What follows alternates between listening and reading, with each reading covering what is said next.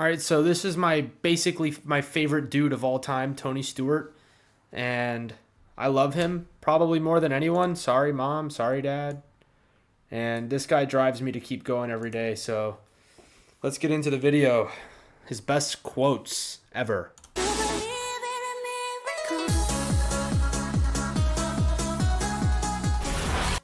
I wish I knew what to say. I mean, you plan all your life for something like this, and I don't know. It's the first time I've been speechless. Everybody knows I know how to talk. There's no hidden frustration. All right, I don't know what that was, but right off the bat, I want that feeling one day. I'm like actually tearing up just feeling that emotion because I know this guy loves racing so much, and I do too. And I just want to be in that spot one day, man. I'm gonna do anything it takes. I think the people that are blown it out of proportion are, Mike Joy and Larry McReynolds and Darrell Waltrip in the booth. Nobody else has been complaining about it.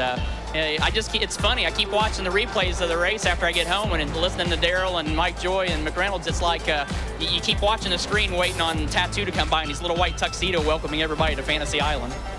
Dude, this guy just says literally whatever comes to his mind, and he actually wins races, and he has that's just like sick. Like, to be able to just say whatever comes to your mind and not give a dude, that is just awesome. We're just telling what we see. DW says, Tony, that he's not picking on you. He just is seeing what the video shows. Yeah, I know. Darrell's memory kind of gets a little screwed up sometimes. I guess he forgets that with all the rule changes he wants NASCAR to make, he forgets that if they changed the rules and took the champion's provisional away, he wouldn't have been able to race the last 2 years. So, bruh. I know Darrell's doing what he has to do at his job. But, what a sav. A lot of times what you see on the screen isn't the whole total story. Bring back savagery into NASCAR. In the booth of blowing things way out of proportion like they normally do. I guess that's probably what they need for ratings, which I think our sport's doing a pretty good job of ratings without having to butcher up what they see on the screen. Can you put this one in comparison to the last one? This one's for every one of those fans in the stands that pull for me every week and take all the bullshit from everybody else. Hell yeah. Tony Stewart, you're winner at the Brickyard. I know you want to celebrate, but I want to tell you, you're 8 points back of Carl Leverage with 3 to go, man. That we have a championship battle in the making. He better be worried. That's all I got to say. He isn't going to have an easy 3 weeks. How about that for a warning from Tony Stewart? Wow. Nicole? And it was true. That 2011 season where Tony Stewart ended up tying for the championship was incredible. I was lucky enough as someone from Miami to have my mom take me to this race that they're about to show the interview of in Homestead, that crazy race. But man, I don't even know what to say. Just what a year. Wreck my mom to win a championship. I'll wreck your mom to win a championship. Did you say something? The same thing I told you earlier. You can come visit my trophy in the room at Vegas when you get out there. He's got the talking part figured out.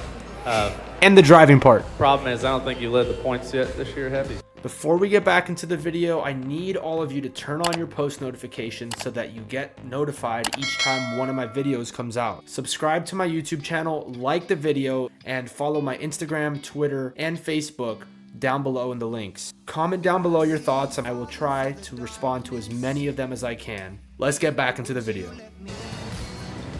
You know, they say that there's talkers and doers. I've done this twice. The fact that this is the third straight race, there's been no wreck. I mean, does that amaze you? Have you ever seen anything like that?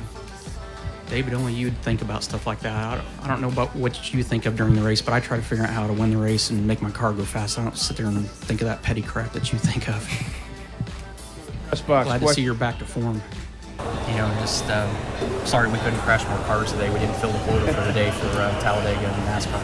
If we haven't crashed at least 50% of the field by the end of the race, we need to extend the race till we at least crash 50% of the cars, because it's not fair to these fans for them to not see any more wrecks than that and more tore up cars. I mean, we still had over half the cars running, and it shouldn't be that way.